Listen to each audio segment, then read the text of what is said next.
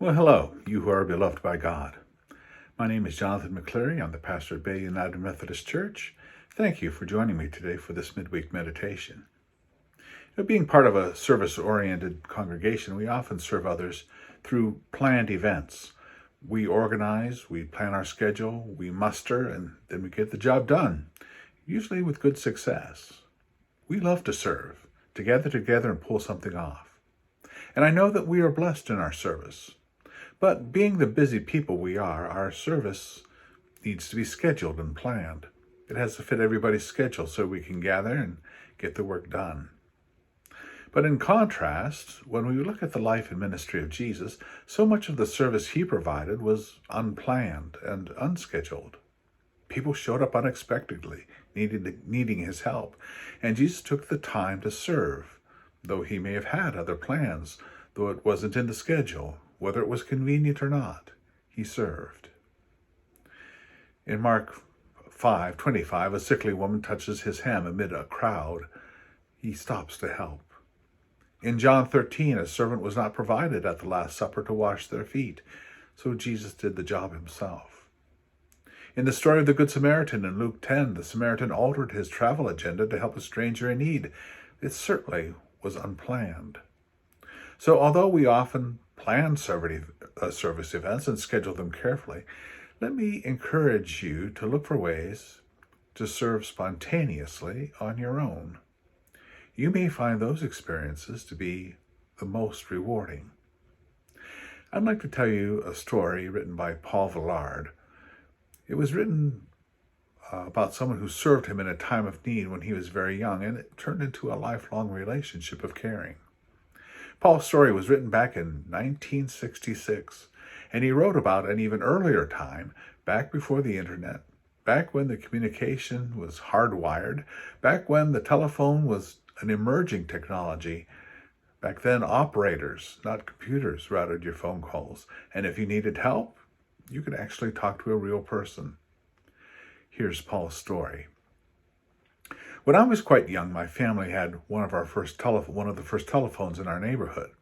I remember well the polished oak case fashioned to the wall on the lower stair landing. The shiny receiver hung on the side of the box. I even remembered the number, 105. I was too little to reach the telephone, but used to listen with fascination when my mother talked into it. Once she lifted me up to speak to my father, who was away on business. It was magic. Then I discovered that somewhere inside that wonderful device lived an amazing person. Her name was Information Please, and there was nothing she did not know. My mother could ask her for anybody's number, and when our clock ran down, Information Please immediately supplied the correct time. My first personal experience with this genie in the receiver came one day while my mother was visiting a neighbor. Amusing myself at the tool bench in the basement, I whacked my finger with a hammer. The pain was terrible, but there didn't seem to be much use crying because there was no one at home to offer sympathy. I walked around the house, sucking my throbbing finger, finally arriving at the stairway. The telephone. Quickly, I ran for the footstool in the parlor and dragged it to the receiver. Climbing up, I unhooked the receiver and held it to my ear. Information, please, I said into the mouthpiece, just above my head. A click or two, and a small, clear voice spoke into my ear. Information? I hurt my finger, I wailed into the phone. The tears came readily enough now that I had an audience. Isn't your mother home? Came the question. Nobody's at home but me, I blubbered. Are you bleeding? No, I replied. I hit it with a hammer and it hurts. Can you open your icebox? She asked. I said I could. Then chip off a little piece of ice and hold it on your finger. That'll stop the hurt. Be careful when you use the ice pick, she admonished, and don't cry, you'll be all right. After that, I called Information Please for everything. I asked for help with my geography, and she told me where Philadelphia was, and the Orinoco, the romantic river I was going to explore when I grew up. She helped me with my arithmetic, and she told me that a pet chipmunk, I had caught him in the park just the day before, would eat fruits and nuts. And there was that time that Petey, our pet canary, died. I called information, please, and told her the sad story. She listened and then said the usual things grown-ups say to soothe a child, but I was unconsoled. Why was it that birds should sing so beautifully and bring joy to whole families, only to end up as a heap of feathers feet up at the bottom of the cage? She must have sensed my deep concern, for she quietly said, Paul, always remember there are other worlds to sing in. Somehow I felt better. Another day I was at the telephone. Information, said the now familiar voice. How do you spell fix? F-I-X. At that instant, my sister, who took unholy joy in scaring me, jumped off the stairs at me with a banshee shriek. I fell off the stool, pulling the receiver out of the box by its roots. We were both terrified. Information, please, was no longer there, and I was not sure at all I hadn't heard her when I pulled the receiver out. Minutes later, there was a man on the porch. I'm the telephone repairman. I was working down the street, and the operator said there might be some trouble at this number. He reached for the receiver in my hand. What happened? Well, I told him. Well, we can fix that in a minute or two. He opened the telephone box, exposing a maze of wires and coils, and fiddled for a while with the end of the receiver cord. Tightening things up with a small screwdriver, he jiggled the hook up and down a few times, then spoke into the phone. Hi, this is Pete. Everything's under control at 105. The kid's sister scared him and he pulled the cord out of the box. He hung up, smiled, gave me a pat on the head, and walked out the door. All this took place in a small town in the Pacific Northwest. Then, when I was 9 years old, we moved across the country to Boston, and I missed my mentor acutely. Information, please, belonged in that old wooden box back at home, and somehow I never thought of trying the tall, skinny new phone that sat on the small table in the hall. Yet, as I grew into my teens, the memories of those childhood conversations never really left me.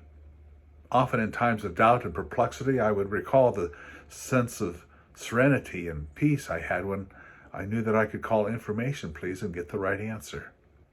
I appreciated how very patient and understanding and kind she was to have wasted her time on a little boy.